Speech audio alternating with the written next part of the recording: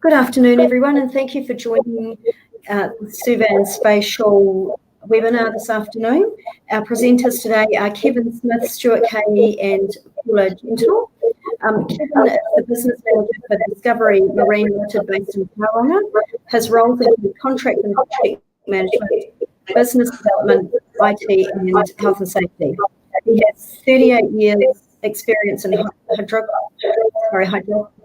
and IT stemming from roles in the RNZ and private industry. Over the years, he has worked in New Zealand, Australia, the South Pacific, Canada, and the UK. Since leaving the RNZ in 1997, he's been involved with companies providing hydrographic and marine IT services to LINZ, Australian Hydrographic Office, and the wider maritime industry. Our other presenter this afternoon is Stuart Hihi. Stuart is the manager of the hydrographic survey at LINZ. Stuart completed his PhD in surveying and mapping sciences in 1989 in the UK.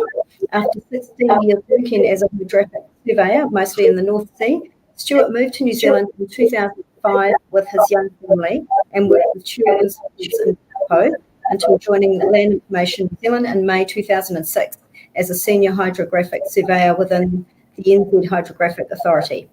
Stuart led the New Zealand Hydrographic Risk Assessment Project, an evidence-based risk-led assessment to prioritise future hydrographic surveys around New Zealand.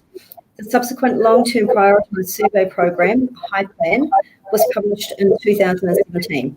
Stuart has responsibility for maintaining this programme of work, which has seen LINZ partner with Marlborough District Council and Ministry for Primary Industries. So I would now like to hand over to our first speaker for today's webinar, and that is Kevin Smith. Great, thanks Jenny. Welcome to you all. This is going to be a quick overview of gathering data in the plus 10 metres, minus 10 metres coastal zone around New Zealand. And we're going to use White Island as a survey, the White Island survey as a case study on the challenges in collecting data in that area. So the HS59 LINZ Hydrographic Survey Project was conducted in 2018-2019. Consisted of sort of three areas in the Bay of Plenty of New Zealand, Whakaari, White Island, East Cape, and Motuhora or Whale Island. The whole job was actually 72 days in the field, and we managed that over a 5-month period, trying to optimise the best weather windows, both basically deploying out of Tauranga here, as well as being located in various places around the East Cape. There was a chunk of other data that we captured at the time, including tide stations and geodetics, as well as water column sampling and so on. The whole job involved data processing, reporting and deliverables, took about 2,500 hours. So there was a lot of data gathered over sort of 2,150 nautical line miles. Pretty much sure most of you know where White Island is. Obviously, it's in the Bay of Plenty. And the White Island block itself took about 15 days to survey with a traditional multi-beam echo sounder mounted to the hull of a vessel. We did 6 days of tides and geodetics out there, as well as ancillary observations. It wasn't very big. It was about 11K by 7K. But the depth range was massive because it's right on the edge of our continental shelf. So it went from 0 metres, obviously the coastline, down to about 520 metres. And with LINZ surveys these days, they're multidisciplinary science surveys. So for that little block, we captured about just over 1 terabyte of raw data. Obviously, it's quite a remote spot, and we used 2 vessels to tackle the survey, where we were running 24-hour operations for the deeper, safer waters. We used an 18-metre sort of glorified cray boat out of Tauranga here. And then for the shallower inshore work, and shallow is all relative, but the more dangerous coastal stuff we did with Tanafar, our purpose-built inshore survey vessel. And that lower image, you can actually see the over-the-side pole mount where the multi-beam is actually fixed to the bottom of that, hangs about 1 metre under the boat. Very expensive piece of kit that you really don't want to knock the bottom with. So I'm just about to show you a bit of a video, and I'm going to talk over it as we go through it. Obviously, it's White Island, and I'm just going to highlight some things that are going to be pertinent to the rest of the discussion as we go through it. And first of all, there's a lot of white water out there, steep cliffs, and a lot of biomass. There's weed and fish and birds in the water column, diving into the water column. The water is extremely clear in some patches, okay? And this is all relevant to the techniques that we're going to talk about in a few minutes. It's very steep and very deep.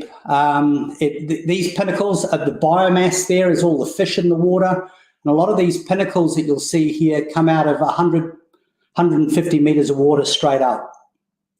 So again, when you're surveying that coastal zone from plus 10 metres to minus 10 metres, it's relative. Obviously, fish attracts birds, so you've got other challenges with the data. And while we're out there, we're also gathering salinity, water temperature, and other oceanographic observations. I guess a comment to make here too is when you're out there and you come across big schools of fish or birds or whatever, there's evidence of more fish. You've actually got to come back at a later day or a later part of the day when the fish are gone and resurvey because they leave holes in your data. There's a classic example of going from clear water into very murky water very quickly. That is just a stream that enters out of the volcanic mouth and pullets a whole lot of sediment into the water column, which is actually not good for any of the sensors that we use. Another classic example there is shadow from steep cliffs. And this is how quickly you go from clear water into murky water, and it really plays havoc with whatever technologies you're using to gather data.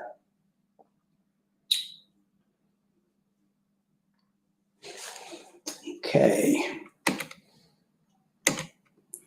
So for the White Island survey, we used a traditional multi-beam echo sounder, which meets the LINS IHO specs. And we also use a vessel-mounted laser scanner mounted to the roof of the vessel. So on the image on the right, I'll run the video in a minute, you can see the little white boat. We surveyed this at high water, so we knew the water was safe to navigate in. And then we came back at low water and ran the laser scanner in order to try and get an overlap between high and low water. That becomes problematic depending on the slope of the beach or how steep the cliffs are, but it gives you a bit of a feel. You can see that as the vessel is moving along, it's imaging the coast with a laser scanner. The laser scanner we're using is a marine laser scanner, and it's rated to 250 metres, but we find we get optimal data coverage around the 100 to 150 metre range. It's enough in most circumstances to keep the boat well away from the rocks, but still get really good quality data of the beach and or cliffs. And so with that data, when you bring it together, you can see the types of data that you're gathering in that plus 10 to minus 10. You've got the volcanic lava flows in the top image, and then all the red speckled texture there is actually the laser points hitting the coastline. And you can see in here, you've still got a bit of a gap. And that's part of the gap that we're trying to minimize with various techniques. And then sometimes you're just not going to get it. You've got a limited time window out there on the water. You might have swell, you might have turbidity, but there are other ways of dealing with that, and we'll talk about that in a minute. And then once you've gathered all that data, you've got to process it and you've got to deliver it. And so what we were doing with White Island is we delivered to LINS a single GIS project that included a whole lot of different layers of and different types of data that you'll see in these images as we scroll through sort of a single database. And this includes bathymetry, backscatter, slope surfaces, rugosity, and right down to the ENC navigation chart, which is just a very simplified version of what you're seeing here.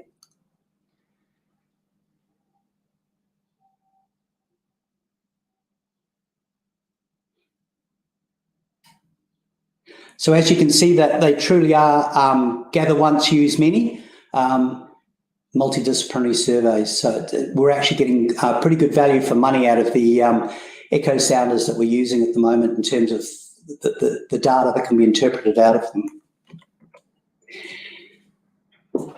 So that plus 10 to minus 10 metres in 10 metre area in New Zealand, it is challenging.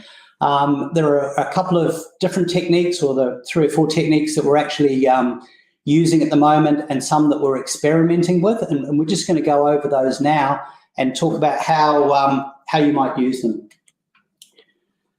But let's just cover off on New Zealand and take a reminder on what's actually happening on our coastline. We've got quite a variety of coastline, from shallow bays to rocky promontories, as well as quite a lot of built-up areas. We've got large swaths of coastline that are affected by swell and white water. We've got braided river systems that dump a whole lot of sediment into our offshore coastal waters. And even though this is a clear day, you've still got clouds. So if you're going to put something up in the air, or you're going to use imagery, clouds create holes in your data. We're blessed with incredibly steep, high cliffs that create shadow. And so therefore you've either got to, if you're using imagery, you've got to take it at the right time of the day, or you've got to come back at a later, find another part of the day where you don't have shadow. And we've got a huge range of depths, just in simple bits of coastline. You can have shallow bays that are 2 to 5 metres and reasonably clear, and on the other side you've got steep cliffs and drop-offs to 30, 40, 50 metres or more. Of course, we talked about whitewater, turbidity, and fish life as well. So an effective technique that we've been using for a while now to get into these shallow areas and try and get that overlap is to rotate a traditional sonar, multi-beam sonar head 30 degrees and shoot it sideways, have the boat in the safe water as well as the sonar, and image what's out to our starboard hand side, and then come back at a later point, or at low tide, and run the laser and try and get an overlap, the best overlap we can. And we're getting really good accuracies with that, as you can see. It's not only about keeping people safe, but also the gear safe. That blue sonar that you can see on the bottom there, combined with the rest of the kit, that sonar head alone is about 150 grand's worth of asset. It's not something you want to hit on the bottom. This gives you a bit of a feel. This survey was literally only done a couple of weeks ago. Up in the, you might not recognise that, but that's Hihi. That's the Hihi Wharf. They're going to do some development up there. You've got bathymetry here that was captured at low tide. High tide. Thanks, Jimmy. And you've got the laser scan that was run at low tide, and we've got a really good overlap in the intertidal range there. And just to give you a little bit of a feel, this is the vessel that was used. Everything's being logged on a laptop. The sonar's off to the starboard hand side on a pole, and the laser scanner is mounted to the roof and spinning. You'll see that in a minute. So you need a tidal range. You need to pick range. Yeah, it's really helpful here where you've actually got a big tidal range. That allows you to get a lot better overlap.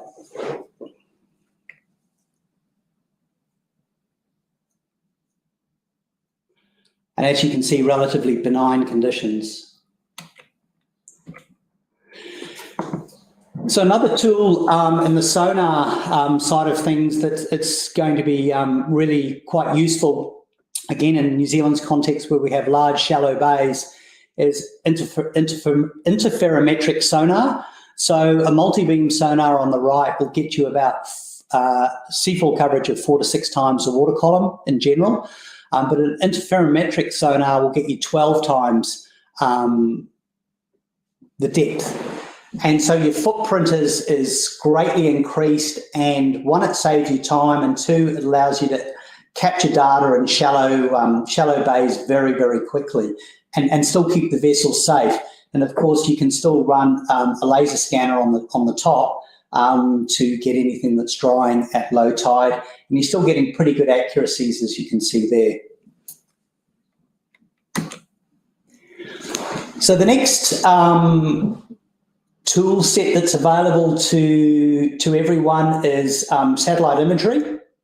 And we've used satellite imagery to derive bathymetry at White Island as part of a trial, and it's called satellite-derived bathymetry.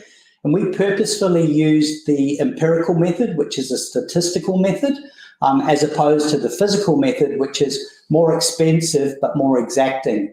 The empirical method is cheap. You're using readily available Landsat type imagery. It's free. It works as a really good fast reconnaissance tool, and basically works off reflectivity off the seafloor.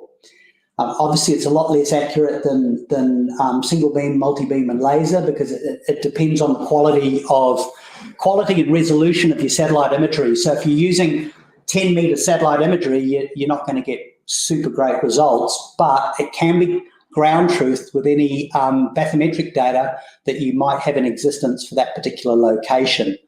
So in the example over there on the right, you can see how, this is at White Island, you can see how we have a multi-beam survey. We use satellite-derived bathymetry, as I said, under the empirical method, the statistical method, and you've got laser imagery there. And it's reasonably contiguous.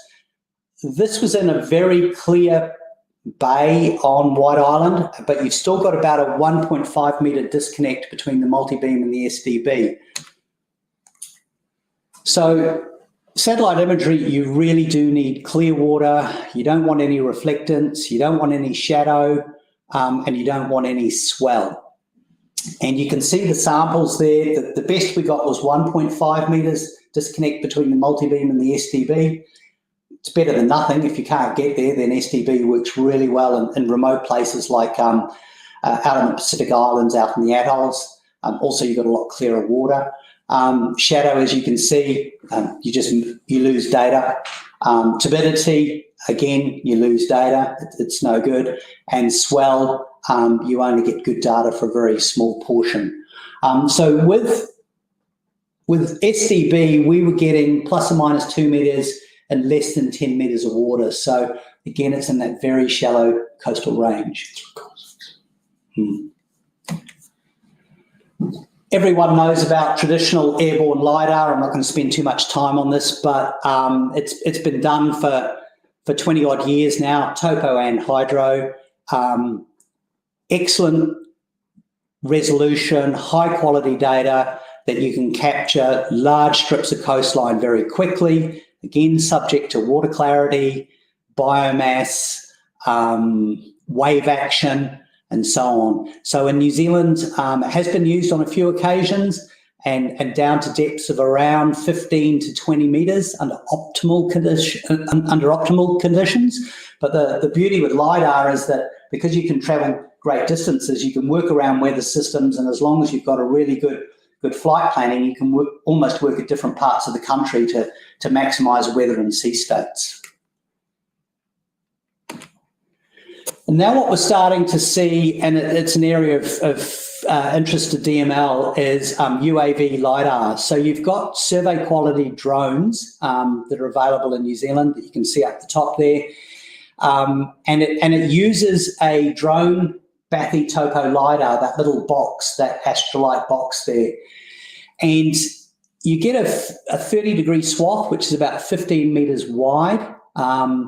You're flying at about 30 to 50 metres, maybe a little bit higher, about that height. No more than that. Yeah, no more than that. Sorry, I'm talking to Jimmy, my very phone-a-friend techie surveyor. And when you're getting into water penetration, you're talking about 1.5 Secchi discs. And for those of you that don't know what a Secchi disc is, it's a black and white circular disc that you lower over the side of the boat, and when you can't see it anymore, that's about the depth range that you've got. The challenge with the drones is there's short duration flights. You can only fly them for about 15 minutes because of the battery, so you've got to bring them in, swap the batteries out and go again. But you're getting about 5 hectares per flight, so it's good for discrete areas, as you can see in that image here on the right, and you're getting really good quality data. As with all things that you put in the air, there's CAA compliance. civil aviation compliance that you've got to deal with when you're flying with these. To give you a bit of a feel, that drone's about 40 to 50 grand's worth, and that little black box is about $400,000 worth. So it's a pretty expensive kit. You can also use the same drones when coupled with really good quality cameras, multispectral cameras, and to derive Bathy and topo data. And obviously that's a survey quality drone, RTK, PPK positioning. And with the imagery that, or the point clouds that you're deriving from that imagery, you can actually undertake structure from motion bathymetry, which is a refraction algorithm, came out in 2019, and we use a software tool that has that algorithm in it to derive bathymetry. And we can quality control that data with typical terrestrial laser, SBS or MBS data to ground truth the structure from motion. We undertook this trial with Land Information New Zealand earlier this year, and Stuart Kai is going to talk a little bit more about that, or talk about that in more detail shortly. But again, you're putting a drone up in the air, there's regulatory compliance, but you're getting good quality Bathy and topo data. And just as a bit of an example, this is obviously some of the data out of that trial. And what you're seeing here is everything in blue is good data. And in order to get that data, you really need contrast on the seabed. If you don't have contrast on the seabed in terms of different textures, as you can see in this big sandy bay here, you get nothing. Okay, even though the water was clear, there's no contrast in the seabed, so no data. And obviously the topo side of things, you're getting a whole lot of good quality point data, but Stuart will talk about that a bit later. And the area that's starting to really grow overseas and certainly starting to come into New Zealand, it's baby steps at the moment, is unmanned surface vessels. These act obviously as a force multiplier for gathering more data quickly, or going into areas where you really don't want to put people or boats. It has a degree of regulatory compliance, and I'll talk about that in a minute. But as you can see from the top image, that's our little unmanned surface vessel. This is a cold sediment pond. It's not somewhere where we want to really put people or boats. Engines in this type of environment that are water cooled are sucking up coal dust, so it's not great. But you do get, it's got a little single beam echo sounder fitted to it, and obviously it's line of sight. It's being controlled by someone who's watching it. And those sorts of things are commercially available, 40, 50, 60 grand, really depends what you want to spend. And then you move up to the next type of USV, and these are commercially produced. They are fully autonomous. You can actually literally launch them in a harbour. They're computer controlled, and then you go back to the office and you monitor these things a bit like flying drones over the Middle East. They've got satellite communications, FLIR cameras. You can put any range of sensors on them. They obviously have good quality batteries. Some of them have solar. They can be powered a few different ways. And they can be controlled from a survey vessel, so you can work with a fleet of these things, or just one, where you're inside of it, or you can work over the horizon. Well, so in New Zealand, there's obviously some maritime New Zealand regulatory compliance with these, and at the moment, it's pretty much line of sight. You've got to be able to see this thing. You can't have recreational boaties running into them, or worse still, these things running into commercial ships. But they can be fully autonomous, and the data can either be stored on board, or depending on how rich you are, it can be transmitted back as bursts via satellite. So that sort of covers off on the technologies that sort of we're experimenting with and are interested in New Zealand as a hydrographic survey company. And one of the things that we do when we look at this, when we look at these capabilities, is we identify the high priority areas and the accuracies that are required, and the potential techniques that we could use to gather that data. And of course, key to all of this is the geography, the weather constraints, the seasonal conditions that might be there, and the sea conditions. And then you've got to be mindful of the legislation that you're dealing with, be it CAA or MNZ, and then also public consultation. One of the things that we learned pretty quickly with drones is people really don't like them flying over their property, so you've got to get the consultation right. And then there's the operating constraints of the equipment, and most of this type of gear really needs really good weather conditions, really good sea states, low cloud cover, and it's got to be accessible. So you still probably have to put teams out in the field, and you may need some form of base of operations like a vessel or a remote office to do it, depending on where you're working from. Either that or you're flying planes or gathering satellite imagery. And then depending on the volume of work and what the budgets are, you've then got to sort of prioritise it and look at the program. So I guess in summary, there's no single solution here. There's no silver bullet to any of the challenges. You've got to look at it at what you're dealing with and what the client wants.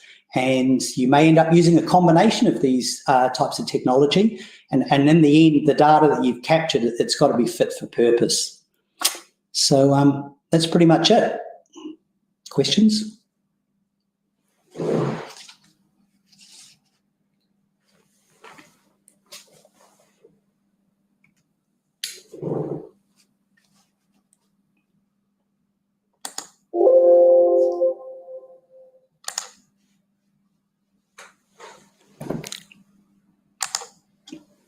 Over to you, Jenny.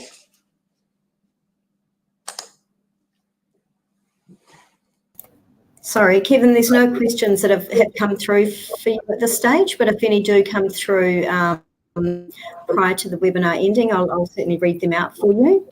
So thank you very much for your presentation.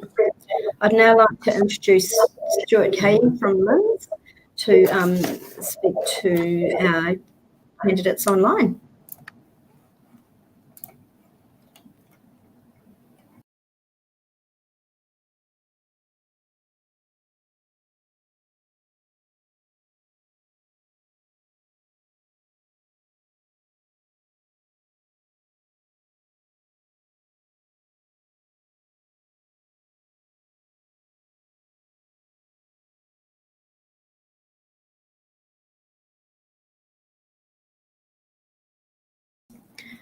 Sorry, Paula and Stuart, your microphone is on mute. If you could unmute that, please.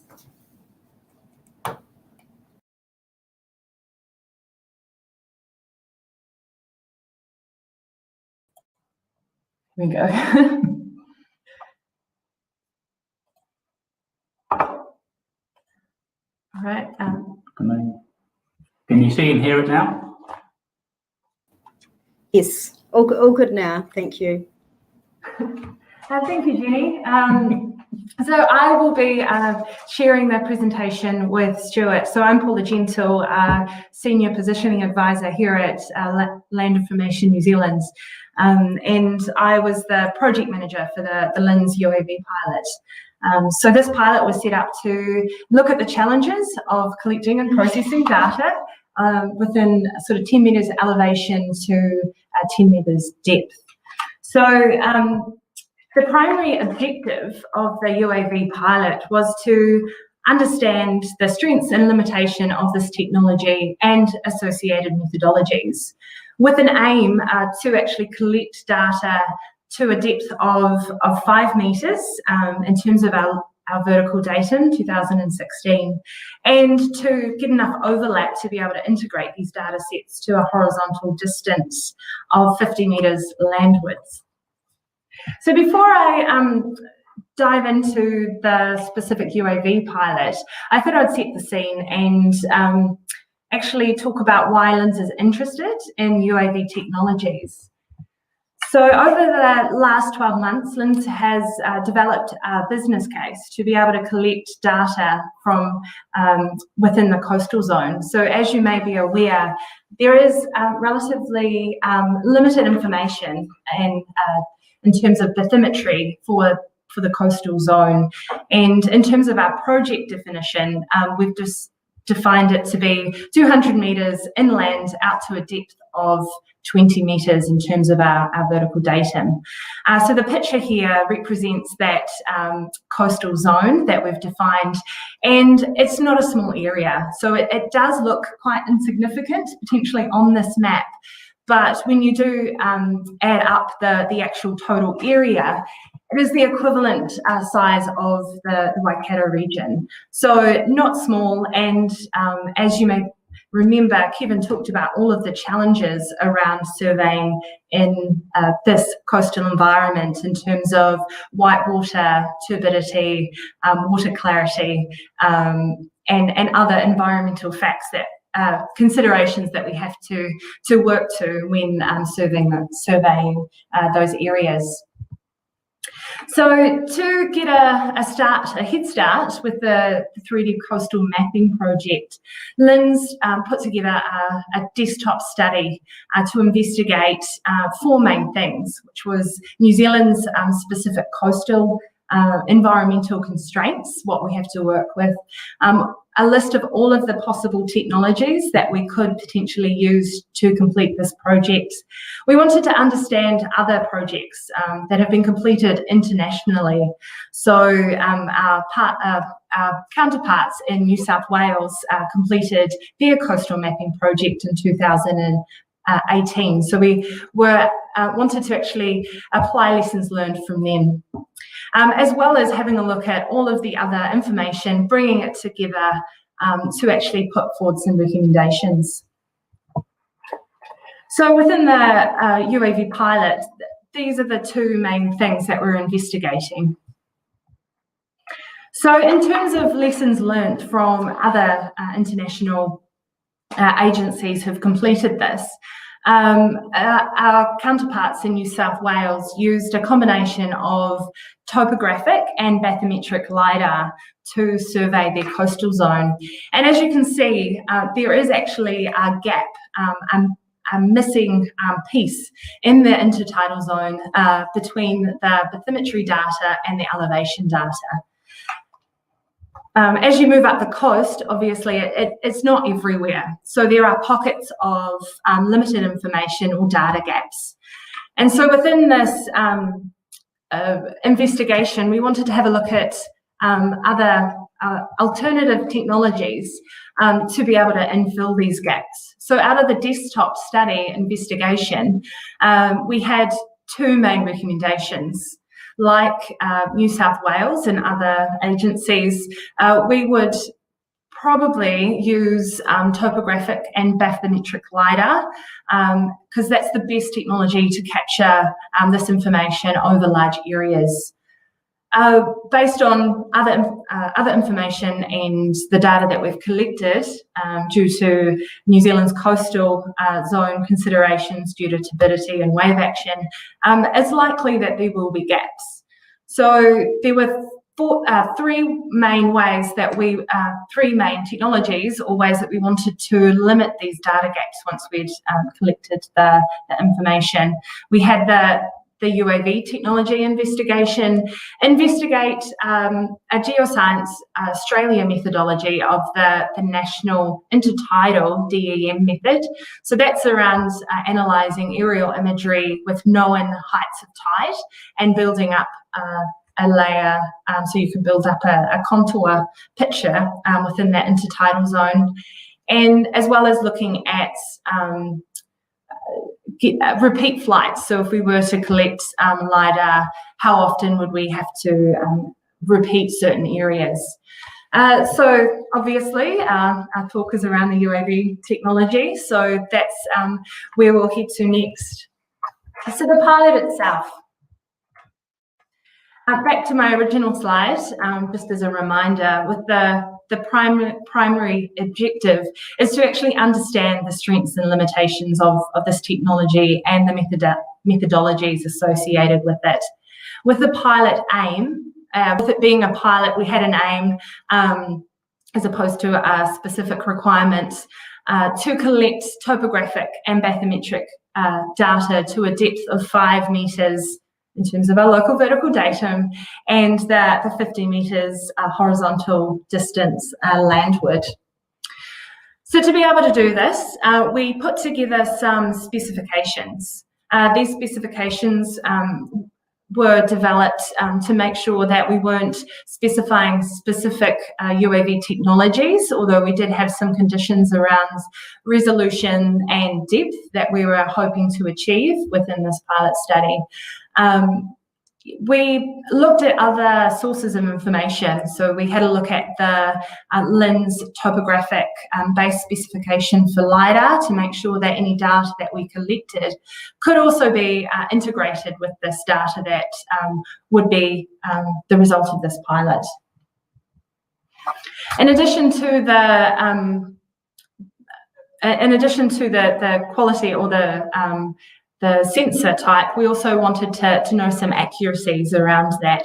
So we had some horizontal and vertical accuracies, with them being split out for accuracies above and below the drying line, with obviously survey below the drying line, there's the water column to consider. So that's why it's a slightly different accuracy within that.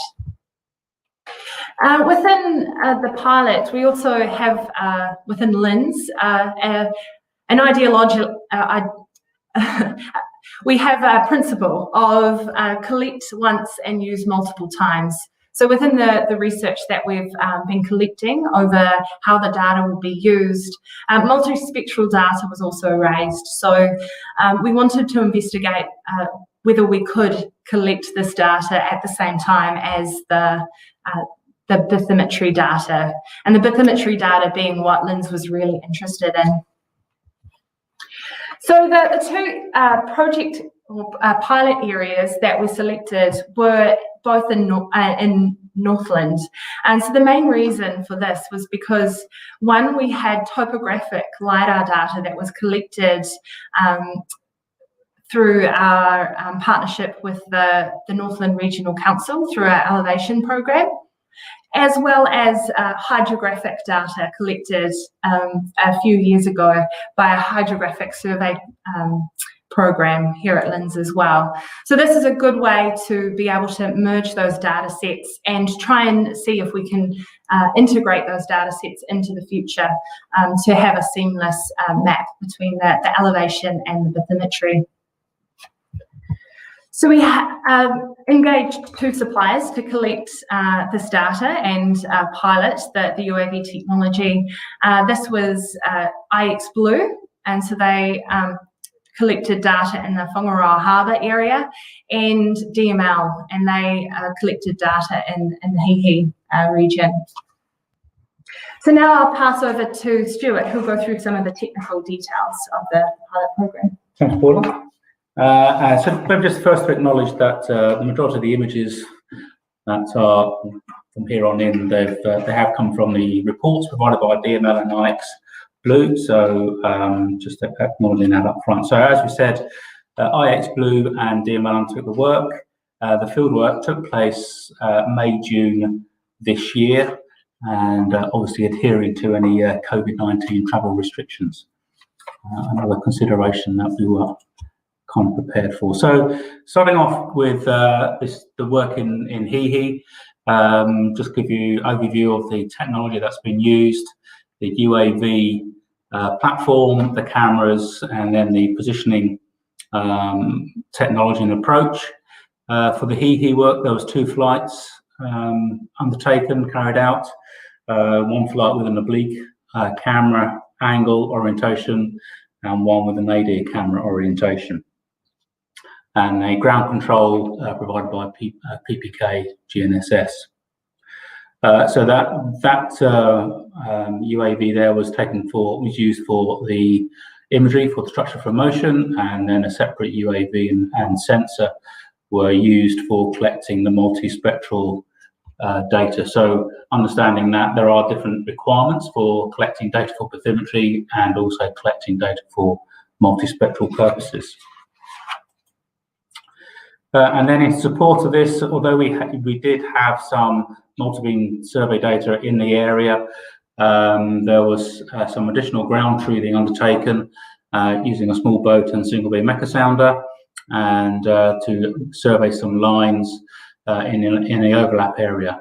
And as Kevin mentioned earlier, the SECI disk, for those, there is a picture of a SECI disk, and as Kevin said, as it is lowered into the water, then this is then determined to use the clarity of water and how deep you're likely to get some return from any passive systems such as LiDAR. And then for the actual processing of the data, the structure for motion, that was provided by Pix4D, cloud processing. And in Whangaroa, a different setup.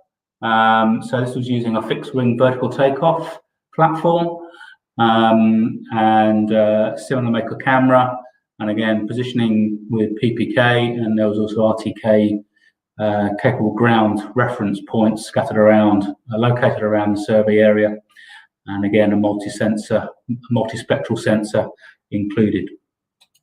And instead of using a boat, there was, I think it's like Jeremy, pool surveyor, out getting his feet wet, doing an RTK survey of the boat ramps to provide some points for ground truthing. And in this instance, the survey was covered by 2 flights over 2 days, sorry, three flights over 2 days, and then the point cloud processed in another application. So we'll take a look at some of the results, starting off from Hihi, giving an indication of the coverage at Hihi. Generally, there was good coverage above the waterline, as to be expected, but then below waterline, this was really dependent on the seabed type and turbidity. So certainly for the seabed type, you need to have distinct features that the structure for motion can actually identify and be picked up in overlapping imagery to be able to tie the images together and extract information, extract the point cloud. And obviously water clarity as well. The clearer the water, the better. But as you can see, there's quite a bit of gaps in the data, which relate to either the type of seabed or the turbid waters. These results did actually correlate quite well with the SECI disk observations that were taken earlier. So just to give you an indication, on the left-hand side there, you've got the imagery captured, and then on the right-hand side, the DEM that's been produced from the structure for motion. Again, we can see the points, and we can see the gaps in between where there's no real visible and discernible feature to be able to extract any point cloud information from. So we take a quick look at some of the accuracies and how to achieve the accuracy of the specification. Key to this was trying to tie it into existing data set, but also using those existing data sets as a baseline to be able to ground truth the data that's being collected. So on the left-hand side there is a LINS multi-beam survey from a few years ago, coming up to around about the 2 meter contour mark, with some single beam survey work in the channel and inside on the east of the peninsula there. And then through the survey time, there was 2 areas that were set aside for terrestrial laser scanning sites to model an area, and that will then be used as ground truthing for the imagery in the point cloud. And then there were 4 areas for single beam echo sounder, areas that have just collected individual lines, transect lines. And there would have been as Paula mentioned, the northern LiDAR data that was available for checking. So as you can see from the accuracies here, the existing Bathy data set shows relatively good agreement within expected tolerances of the data sets. There's the image on the lower left. You can see that large area of blue or purple there. It's a large difference that was located in one of those areas for the terrestrial scanning points, locations. And if just to the north of that, there's a river that outflows, and the likely thought is that there's been a significant change in what's been flowing out from the river there. Hence, there's a real difference in the overlying data, comparing it with the data sets.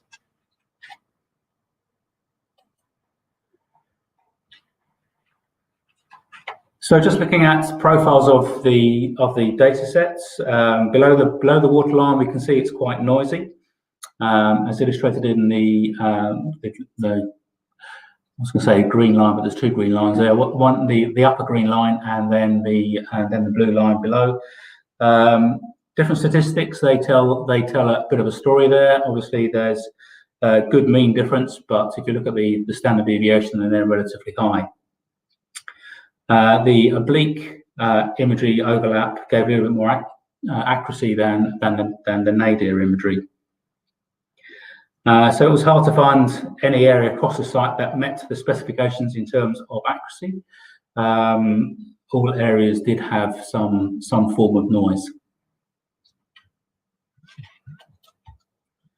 And again, Kevin mentioned the system that they use for processing the structure from motion, the Chimera package, which applies a refraction correction into the data set.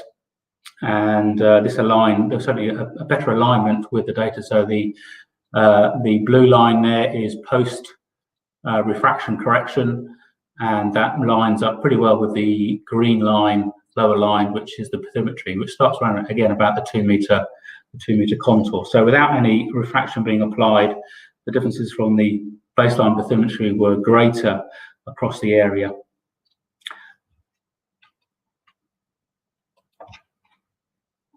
So some of the considerations at Hihi, we'll also look at one similar for Whangaroa.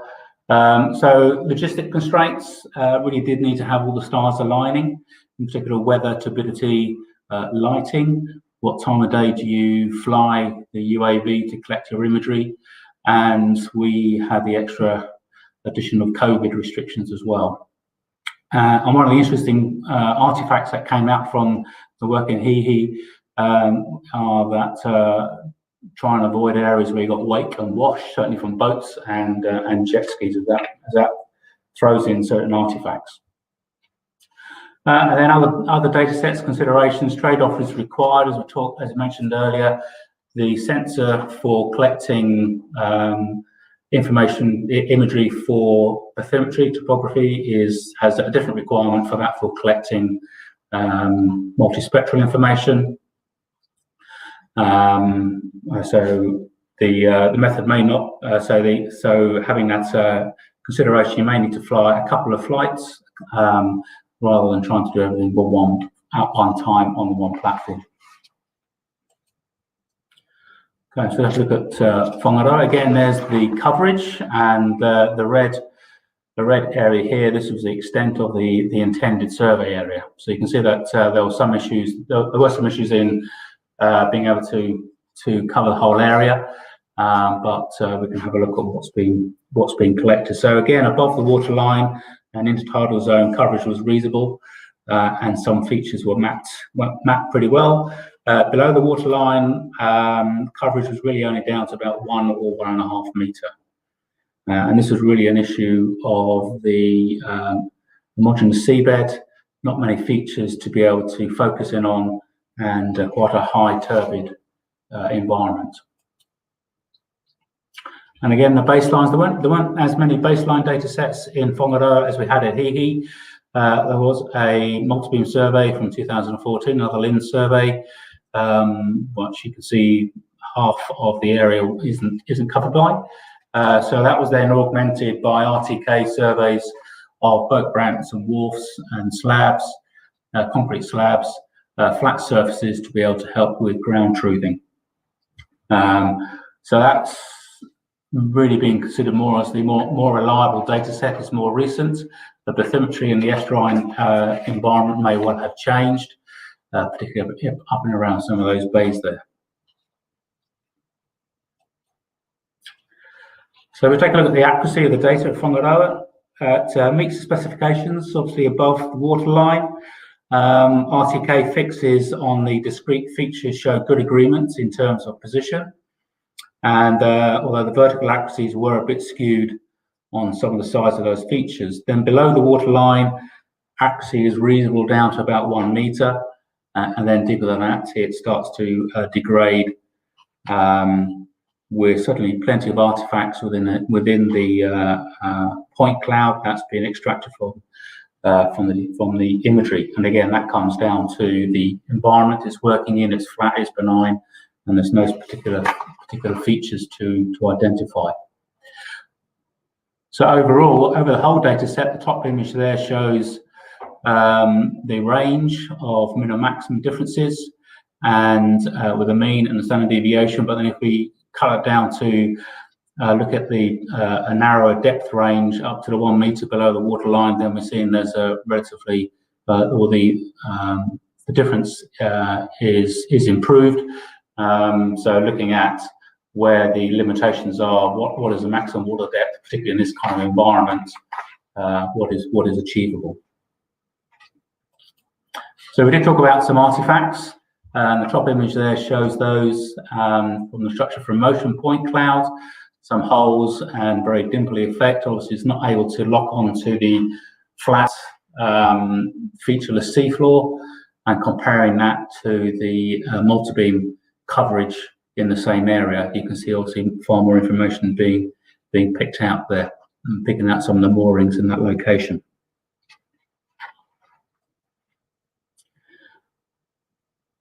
And again, indicating how the accuracy degrades a little bit further away, certainly getting from this intertidal zone and outflow from this small river.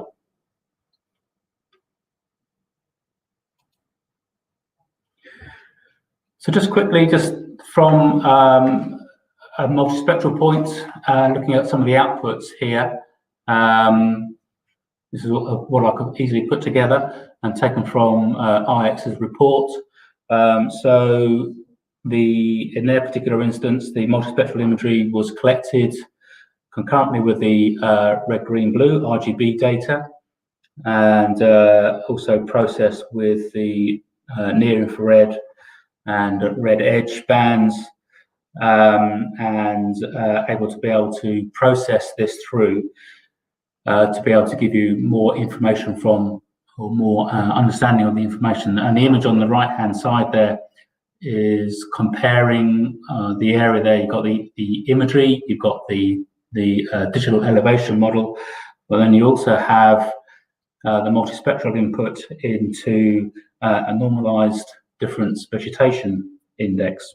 And this is really being used as a bit of a proxy that gives an indication as to vegetation health, which obviously give enabling some assessment in productivity of land, minor plant health over a relatively large area. So some of the considerations for Whangaroa are very similar to that at the Hihi, particularly around timing, and again, everything needing to align to ensure you're making the most opportunity of time, light, and turbidity. The structure from motion methodology struggled to resolve seabed in that estuarine environment. Obviously a turbid area, very flat, and the data intertidal zone may be limited due to the water coverage at the time, so there's maybe better in the very shallow areas than there were in the deeper areas.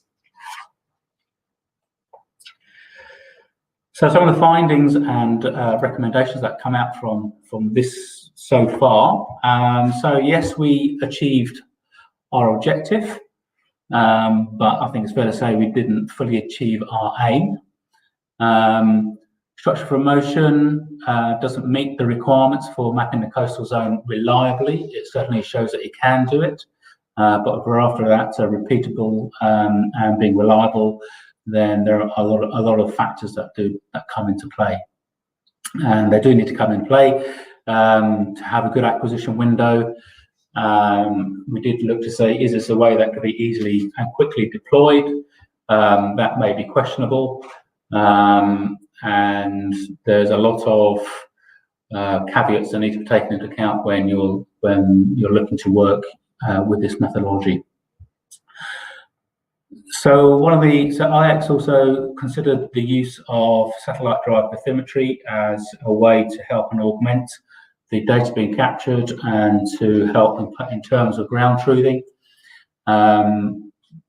Again, that takes time in finding the correct imagery to be able to derive the bathymetry from satellite imagery. And then again, as Kevin's demo, looking at this drone-mounted LiDAR. So that could be another opportunity for another investigation later on. So where to from here? We'll also be releasing this data on LDS. We do have some privacy considerations because it is very high resolution imagery. And what can we release through LDS? And we're obviously keen to carry on our investigations looking at the national intertidal DEM approach using DataCube and a tidal model, and looking at other emerging technologies as they come on the scene. So it's a start, and it's been an interesting journey, and I think we have certainly learned a lot from it. So thank you very much.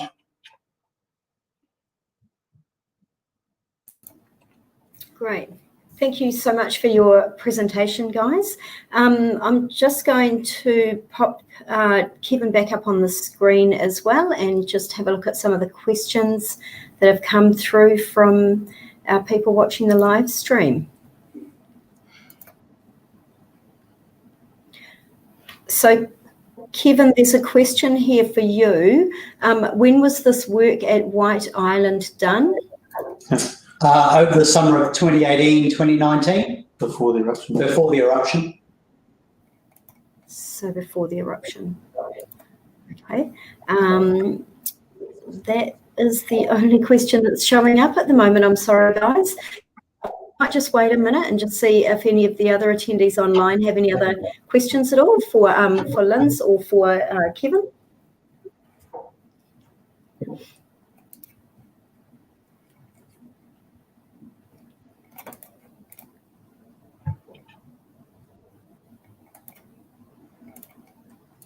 No, so it doesn't look like there are any questions coming through. So thanks once again to our presenters for your time today, presenting on this webinar. And thank you also to our Survey and Spatial members for linking into and listening to the presentation. So have a wonderful afternoon, everybody. Thanks once again. Thank you. Thanks.